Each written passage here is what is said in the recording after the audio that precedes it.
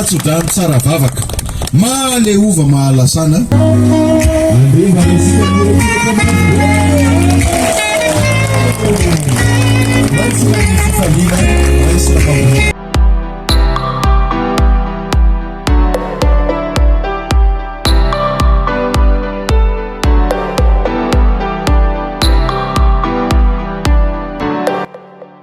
fa zao mitoy any sy nahoarinao manahoana zay indrindra no antony ijoroketo ankehitriny mitonga ny kabary ny fianakaviana vonona venao ity sy anaja antitisy mandrihitra ny androm-piainanao eto anatrehany reto fianakaviana reto manontananao an'izany izy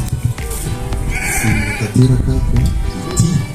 sy anaja antitisy mandrihitra ny androm-piainanao peaka mafy zay ya omeny anao titisy ho lasa vadinao araka ny fomba malagasy tokokolakofomokavy efa tonga tseranana ny sambo tonga dia arotsay am'izay raha ngany vady fantsika anamafiorina tsara ny fanambadiana ka dia amin'ny anarany tovy sy ndray aman-dreny sy ny fianakaviana manontolo dia manolotra izany zay tokoa ho haja mambolina ho anareo ray aman-dreny